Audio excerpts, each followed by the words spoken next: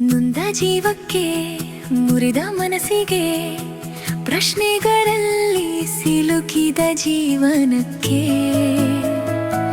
ಬೆಳಕಿಗಾಗಿ ಅಲೆಯುವ ಹೃದಯಕ್ಕೆ ಸತ್ಯವೇದದಿಂದ ಹೃದಯಕ್ಕೆ ಒಂದು ಮಾತು. ಆತ್ಮೀಯರೇ, ಮತ್ತೊಮ್ಮೆ ಹೃದಯಕ್ಕೊಂದು ಮಾತು ಕಾರ್ಯಕ್ರಮಕ್ಕೆ ಸ್ವಾಗತ. ಇಂದು ನಾವು ನೋಡ್ಲಿಕ್ಕಿದ್ದೇವೆ ಆದಿಕಾಂಡ 40ನೇ ಅಧ್ಯಾಯ ವಚನಗಳು 1ರಿಂದ 23. ಪ್ರಿಯರೇ, ನಿನ್ನೆ ನಾವು ಯೋಸೇಫನು ಅನ್ಯಾಯದ ನಡುವೆಯೂ ಸತ್ಯದಲ್ಲಿ ನಿಂತನು ಎಂಬುದನ್ನು ನೋಡಿದ್ದೇವೆ. ಅವನು ಸರಿಯಾದದನ್ನ ಆಯ್ಕೆ ಮಾಡಿದನು ಎಂಬುದನ್ನು ನಾವು ನೋಡಿದ್ದೇವೆ. ಆದರೂ ಸಹ ಅವನು ಜೈಲಿಗೆ ಹೋಗಬೇಕಾಯಿತು ಎಂಬುದನ್ನು ನಾವು ನೋಡಿದ್ದೇವೆ. ಇಂದು ನಾವು ಆ ಜೈಲಿನೊಳಗಿನ ಜೀವನವನ್ನ ನೋಡುತ್ತಿದ್ದೇವೆ. ಇಲ್ಲಿ ಕತೆ ನಿಲ್ಲಲಿಲ್ಲ ಪ್ರಿಯರೇ, ಇಲ್ಲಿ ಕೂಡ ದೇವರು ಕೆಲಸ ಮಾಡುತ್ತಿದ್ದಾರೆ ಎಂಬುದನ್ನ ನಾವು ನೋಡಬಹುದು. ಆ ಸಮಯದಲ್ಲಿ ಫರೋಹನ 2 ಅಧಿಕಾರಿಗಳು ಜೈಲಿಗೆ ಬರುತ್ತಾರೆ. ಒಬ್ಬನು ಪಾನಪಾತ್ರಾಧಿಕಾರಿ ಮತ್ತು ಇನ್ನೊಬ್ಬನು ಅನ್ನಪಾಕಾಧಿಕಾರಿ. ಅವರು ಇಬ್ಬರು ರಾಜನಿಗೆ ಸಂಬಂಧಿಸಿದ ಪ್ರಮುಖ ವ್ಯಕ್ತಿಗಳು. ಆದರೆ ಈಗ ಅವರು ಬಂಧನದಲ್ಲಿದ್ದಾರೆ. ಯೋಸೇಫ ಅವರ ಸೇವೆಯನ್ನ ನೋಡಿಕೊಳ್ಳುವ ಜವಾಬ್ದಾರಿ ಪಡೆಯುತ್ತಾನೆ. ಅವನು ತನ್ನ ಪರಿಸ್ಥಿತಿಯನ್ನ ನೆನೆದು ಕುಳಿತುಕೊಳ್ಳುವುದಿಲ್ಲ ಪ್ರಿಯರೇ, ಅವನು ಇನ್ನೂ ಸೇವೆಯನ್ನ ಮಾಡುತ್ತಾನೆ. ಒಂದು ದಿನ ಯೋಸೇಫ ಗಮನಿಸುತ್ತಾನೆ, ಅವರಿಬ್ಬರು ದುಃಖದಲ್ಲಿರುತ್ತಾರೆ. ಅವನು ಅವರಿಗೆ ಕೇಳುತ್ತಾನೆ, ಯಾಕೆ ಇಷ್ಟು ಕಳವಳಗೊಂಡಿದ್ದೀರಿ ಎಂಬುದಾಗಿ. ಅವರು ಹೇಳುತ್ತಾರೆ, ನಾವು ಒಂದು ಕನಸನ್ನ ಕಂಡಿದ್ದೇವೆ, ಆದರೆ ಅದನ್ನು ವಿವರಿಸಲು ನಮಗೆ ಯಾರೂ ಇಲ್ಲ ಎಂಬುದಾಗಿ ಹೇಳುತ್ತಾರೆ. ಆಗ ಯೋಸೇಫನು ಹೇಳುತ್ತಾನೆ, ವಿವರಣೆ ಎನ್ನುವಂಥದ್ದು ದೇವರಿಂದ ಮಾತ್ರ ಬರುತ್ತದೆ. ನೀವು ನಿಮ್ಮ ಕನಸುಗಳನ್ನು ನನಗೆ ಹೇಳಿ ಎಂಬುದಾಗಿ ಹೇಳುತ್ತಾನೆ. ಪ್ರಿಯರೇ, ಇಲ್ಲಿ ನಾವು ಒಂದು ಪ್ರಮುಖವಾಗಿರುವಂಥ ಸತ್ಯವನ್ನು ನೋಡಬಹುದು. ಯೋಸೇಫ ತನ್ನ ಸಾಮರ್ಥ್ಯವನ್ನು ತನ್ನದಾಗಿ ತೆಗೆದುಕೊಳ್ಳುವುದಿಲ್ಲ. ಅವನು ದೇವರ ಕಡೆಗೆ ಸೂಚಿಸುತ್ತಾನೆ. ಇದು ಅವನ ವಿನಮ್ರತೆ. ಮೊದಲು ಪಾನಪಾತ್ರಾಧಿಕಾರಿ ತನ್ನ ಕನಸನ್ನ ಹೇಳುತ್ತಾನೆ. ಯೋಸೇಫ ಅದರ ಅರ್ಥವನ್ನ ವಿವರಿಸುತ್ತಾನೆ. 3 ದಿನಗಳಲ್ಲಿ ನೀವು ಮತ್ತೆ ನಿಮ್ಮ ಸ್ಥಾನಕ್ಕೆ ಹಿಂತಿರುಗುವಿರಿ ಎಂಬುದಾಗಿ.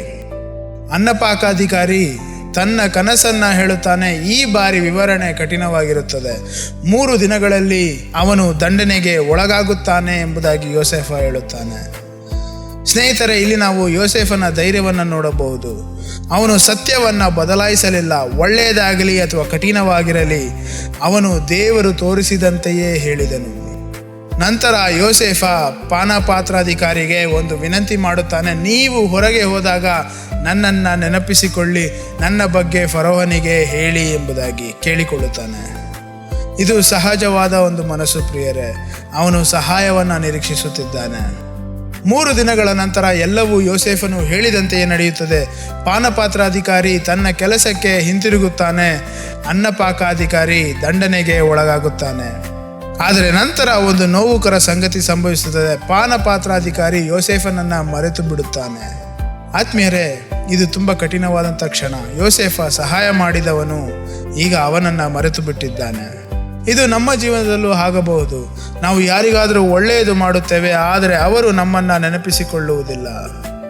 ಆದರೆ ಇಲ್ಲಿ ಒಂದು ದೊಡ್ಡ ಸತ್ಯ ಅಡಗಿದೆ ಪ್ರಿಯರೇ. ಜನರು ಮರೆತು ಬಿಡಬಹುದು, ಆದರೆ ದೇವರು ಮರೆತಿಲ್ಲ.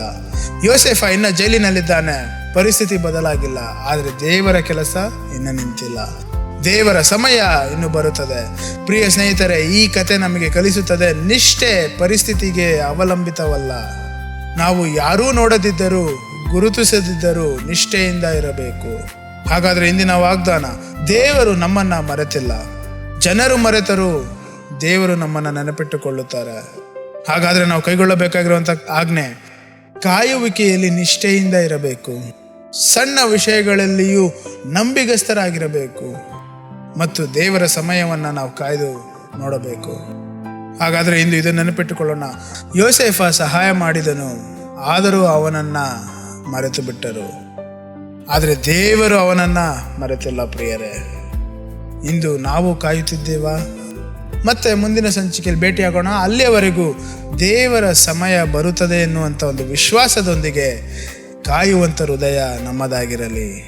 ಆಮೇನ್. ನೊಂದ ಜೀವಕ್ಕೆ ಮುರಿದ ಮನಸ್ಸಿಗೆ ಬೆಳಕನ್ನು ಹುಡುಕುವ ಹೃದಯಕ್ಕೆ